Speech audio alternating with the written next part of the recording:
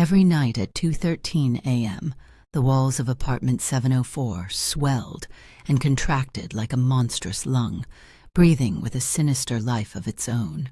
Miles, drawn by the shockingly low rent and dismissing the whispered warnings, soon faced the nightmare firsthand. Shadows stretched and twisted across the ceiling, writhing in perfect sync with the room's unnatural rhythm. The air thickened, heavy and suffocating, pressing down on his chest as muffled, guttural whispers slithered from the vents like hungry serpents.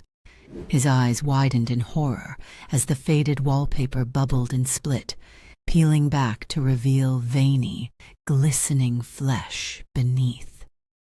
Pale, finger-like tendrils slithered from the cracks, probing desperately for warmth, for life. Then, a bloodshot eye blinked open, just above his bed, watching, judging, starving. Panic surged as Miles lunged for the door, but it pulsed shut violently, veins of flesh wrapping the handle, sealing his escape. The floor beneath him heaved and rippled, sucking at his feet with a ravenous hunger for skin. In the corner, the radiator yawned wide like a toothless maw, exhaling foul ancient breath that reeked of decay. His screams echoed, but the room swallowed them whole, feeding on his terror, growing stronger. As the walls closed in, the whispers crescendoed, promising he would never leave. When dawn finally broke, the room stilled, but something inside Miles throbbed, alive, hungry, waiting for the next night's feast. As darkness swallowed apartment 704 for a second night, Miles tried to fortify himself. Salt at the windows, every light burning, trembling prayers muttered under shaky breath. But at 2:13 a.m.,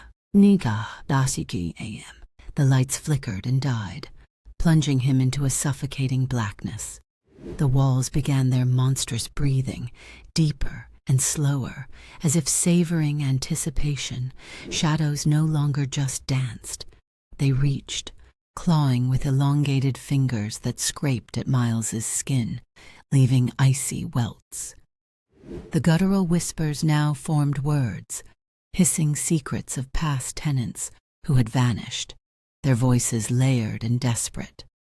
The wallpaper pulsed, fresh blood seeping from beneath, and the veiny flesh throbbed with a heartbeat that matched Miles's own. The bloodshot eye above him had multiplied, dozens blinking in perfect unison, tracking his every move. The floor gaped open, revealing a chasm lined with gnashing, glistening teeth. Miles choked on the rotten air as the radiator's maw belched out a swarm of ghostly skeletal hands. As he screamed, the walls replied, echoing his terror in 1,000 voices, and then a single whisper.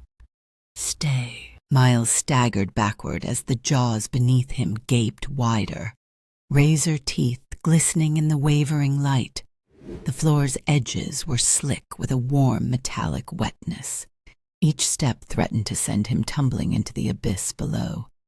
Every breath he took tasted of iron and rot, thickening with dread as the air pressed in, heavy and alive, suffocating any flicker of hope. Bloodshot eyes blinked faster from the walls, their unblinking gaze pinning him in place, while whispers swelled into a frenzied chant, names, dates, desperate final words of those devoured by this cursed room. Skeletal hands erupted from every surface, their grip impossibly cold and strong, seizing his arms and legs with relentless force. The wallpaper tore itself apart with a sound like ripping flesh, revealing a pulsing red chasm that beckoned with hungry, malevolent intent. Miles tried to scream, but the noise was swallowed instantly, muffled by 1,000 mouths forming in the walls, their breath fetid and icy against his skin. The lights flickered one last time, illuminating a swarm of faces, distorted, hollow-eyed, mouths stretched in eternal agony, each one a warning, each one a promise of doom. As the chasm yawned wider, the room exhaled, dragging Miles toward its glistening maw.